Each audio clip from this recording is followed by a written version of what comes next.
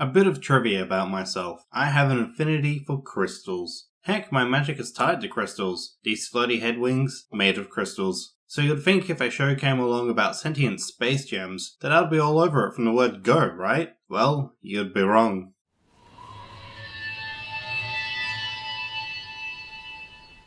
I've watched very few animated series in the last decade that haven't come from Japan. I basically ignored anything that came out of America that wasn't a movie. When I finally got around to them though, I found myself loving them. This includes the likes of Gravity Falls, My Little Pony, and of course, Steven Universe.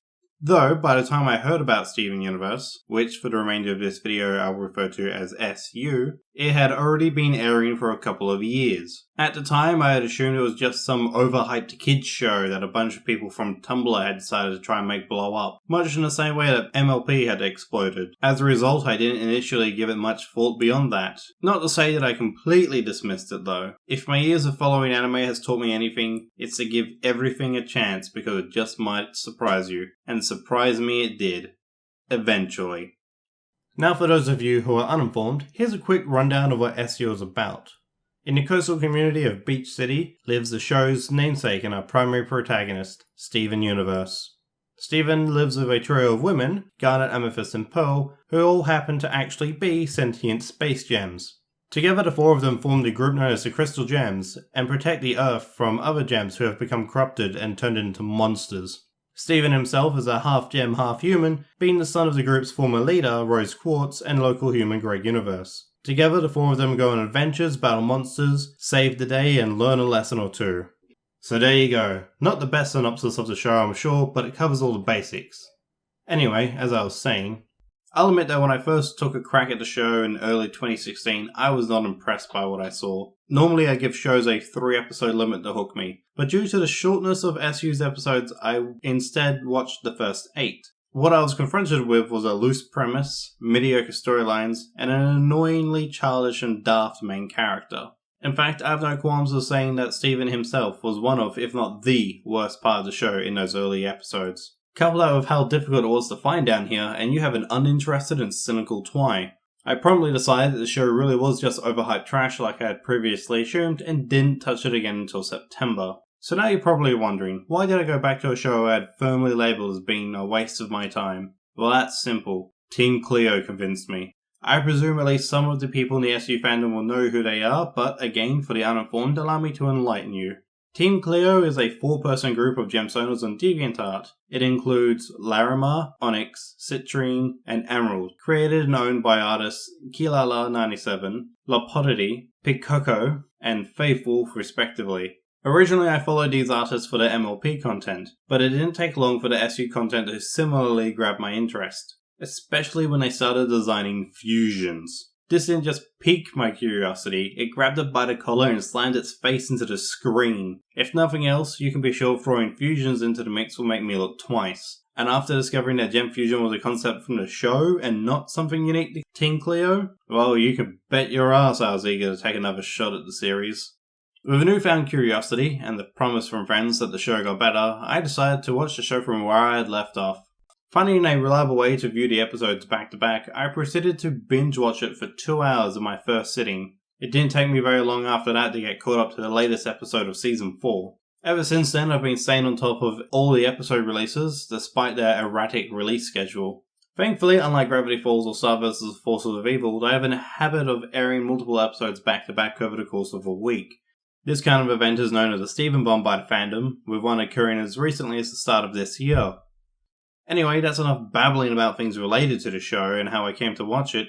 Time to talk about the show itself. Let's start on a positive first step. From Beach City residents to the ever-growing list of living space rocks, there are some really likable characters in this show. Steven's father, Greg Universe, the pizza family's amusing grandmother everyone calls Gunga, and the donut shop girl, Sadie, are the best examples from among the native populace.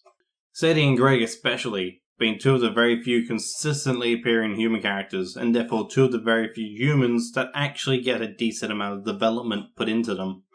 Sadie is a strong character who also garners a lot of sympathy, and makes you just want to cheer her on and cheer her up. Greg is one of the best father figures I've seen in a show, period.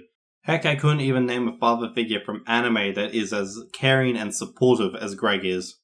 Then we have Steven himself, a character I could hardly stand in the beginning, and in that regard has ultimately grown on me the most. Honestly, I can't think of much to say about him. He's a great character, and it's been a lot of fun to see him grow and cope with the things that happen to him. He has a lot of potential left to be explored too. While most of my interest for the gems come from wanting to know more about their pasts and watching them kick butt in the present, all of my interest in Steven stems from what he will be in the future. What other powers will he have? What trials await him? Will he ever grow taller?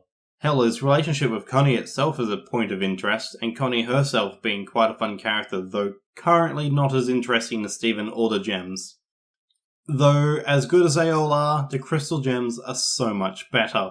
Even when they annoy me, I find myself liking them because I can see them grow every time something gets to them. Each time they do something stupid or groan-worthy, I can see where it's coming from and where it's going. From their backstories to their current goals and personalities, there's just so much more depth to these characters than I was expecting. The way they care about Steven feels very real too, rather than a tacked-on attribute, even if they occasionally seem to ignore or disregard him. Seriously guys, you couldn't stop whatever you're doing for 10 minutes to sit down and enjoy together breakfast? Of course there are the less developed gems, who are still awesome in their own right. The diamonds are shown as powerful and enigmatic. Despite the lack of screen time they get, they still manage to make themselves feel like a threat whenever they're mentioned. Season 1 antagonists turned protagonists, Peridot and Lapis Lazuli, are probably contenders for best character in the show, even if they haven't been around as long or get as much focus. After all, Peridot's awkward adorableness allowed her to usurp the title of Best Gem from Garnet, which in turn was stolen by Lapis Lazuli with her dry humour and personality. Sure, she's probably not as well developed as the other two yet, but she's off to a strong start. And that's right, I said it. Lapis Lazuli is Best Gem. I mean, most SU fans probably think that from what I've experienced, but hey, it's gotta step on somebody's toes, right? I just hope, with how the latest Steven bomb went, that the show will be making more of an effort to show us the secondary character gems more often.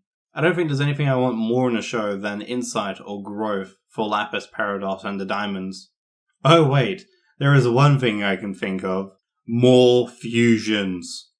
As I said earlier, you throw fusion into a show and you'll have my attention. It worked for Digimon, it worked for Steven Universe. I'll keep this brief, but I honestly think that the show needs to showcase fusions a bit more. Opal and Sugalite are badass, with Opal being my favourite fusion so far. Hell, even Malachite was awesome to see, and I'm eager to witness her return, even if it's a totally different one from the one we've seen so far. On top of that, I can't wait to see more fusions pop up. I know a lot of fans are eager to see Peridot and Lapis fuse with someone, preferably with each other I noticed, or even just get more of the ones we've already seen but barely gotten a taste for, like Smoky Quartz. I could probably make a 5-minute video babbling about fusions alone, but now seems like a good time to talk about the bad parts of the show. I know I've sung a decent amount of praise so far, but that's not to say the show as a whole is amazing. I stand by how I originally felt about the first 8 episodes. They were boring at best and could easily turn any newcomer away from the show if their interest or motivation is low. The bizarre release schedule sure as heck doesn't help it either, releasing episodes all over the place, anytime from weeks to months after the previous episode.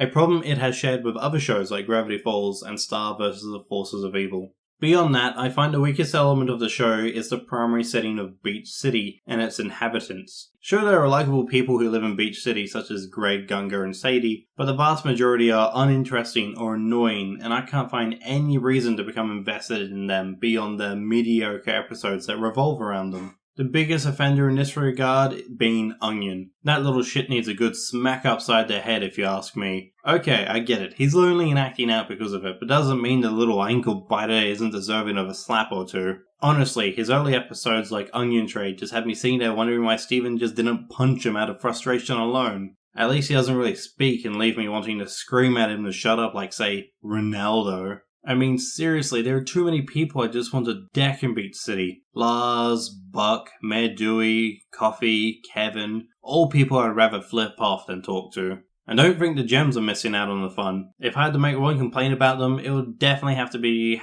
how little information we get out of them about all the vastly more interesting gem stuff that goes on. Season 4 has been fast-tracking our way towards learning more about the Gem War that has been referenced throughout the previous 3 seasons, and about gems in general, but honestly I feel like the show's been dragging its feet in this manner. I mean, Lapis Lazuli was introduced halfway through Season 1, and I honestly feel like we've learned next to nothing about her. Peridot, on the other hand, was introduced less than 10 episodes from the end of the same season, and has gained significantly more focus. Granted, we've barely learned much more about her than Lapis, and thanks to how the plot progressed, we had almost an entire season's worth of episodes to get to know everyone's favourite green munchkin compared to Best Gem. So my final thoughts on the show? Suffice to say, I freaking love it! When my friends told me it got better after episode 10, I wasn't sure what to expect, but by Jove did it get better. Immensely better even. The plot lines felt more solid and thought out. Steven didn't feel like a stupid 8-year-old anymore, even if he still sort of looks like one, and the overall setting felt much more interesting, save for Beach City. To top it all off, the first fusion we get to see, Opal, appears quite early on in episode 12. Hell, Giant Woman is both one of my favourite episodes and songs of season 1, if not the show as a whole. So despite my initial cynicism towards the show, I've come to consider it one of the best animated series I've seen come out of America in recent memory. Sure, it might not be everyone's cup of tea, but if you're keen to check it out, then I'd recommend binge watching the first season, at least up to the episodes Mirror Gem and Ocean Gem. This way you would get past the less than stellar opening and right into the more interesting guts of the first season. If it doesn't grab you by then that's alright. I figure fans of My Little Pony, Star vs. the Force of Evil, and maybe even Gravity Falls will probably find something they like about Steven Universe. And if you don't, then that's cool too. I'm not going to decry you as some sort of tasteless bigot for not liking a cartoon. Only assholes would do that. So there you have it. My thoughts on Steven Universe. I look forward to seeing more Gem fusions, episodes in the future. Shout out and special thanks again to Team Cleo and their respective artists for kickstarting my curiosity, without which I'd likely never have bothered to try and watch the show a second time. Also, a thanks to them for allowing me to use their art in this video. Links to the DeviantArt pages are in the description below. You can leave your thoughts and feedback in the comments. Until next time, cheers.